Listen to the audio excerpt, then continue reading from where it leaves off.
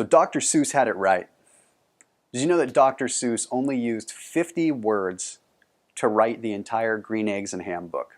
Now you may not know that by looking at it, or you may, after you read it, realize that it uses a lot of the same words, but you know that he had a reason behind why he did that? Dr. Seuss did that because he wanted to set constraints for himself. You see, constraints are an important thing when it comes to making a decision. It may be a decision for your health, it might be making a decision for your family, or maybe it's making a decision in the workplace. But the thing is, we have way too much to think about. Way too much in the way of decisions to choose just one. We end up with that analysis paralysis, that famed time lapse where we can't focus on anything. So that's why the purpose of this video is to talk about constraints and how setting constraints can actually funnel you in to the most success that you could possibly ever have. You see, when Dr. Seuss sat down to write that book, his whole purpose was, I'm going to write this book with 50 words so that I'm focused, so that I don't get off on a tangent, so that I don't go off in a different direction. But let me talk about how that applies to you, possibly in business or in health. If you allow yourself to focus on exercising for only 10 minutes per day, and you give yourself that constraint, you only have 10 minutes to exercise. You're not going to burn yourself out. You're going to focus on that 10 minutes. You're going to focus on that 10 minutes, and then the next day you might start being able to justify going to 15. But you're always setting parameters. You see, policy defines us.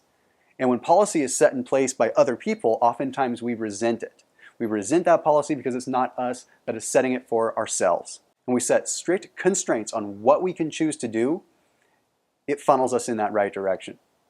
So let's say you've got the choice of eating vegetables at night.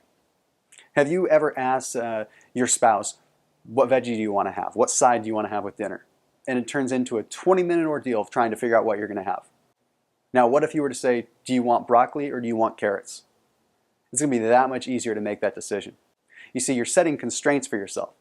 And when you set constraints, you can make them specific to what foods you want to eat, specific to what healthy choices you want to make, and specific to what kind of healthy exercise choices you want to make.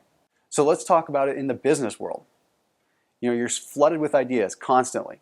Which direction do you go? How many things do you want to tackle? Well, set constraints. Set a constraint on what you want to focus on this week so that you can take that attention, you can focus it, and not have to worry about the external factors. You see, sometimes limitation is best.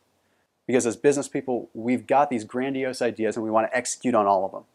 And sometimes we need ourselves to cast in the rails a little bit and keep us focused on what's important at that very point in time. Thanks for watching. See you in the next video.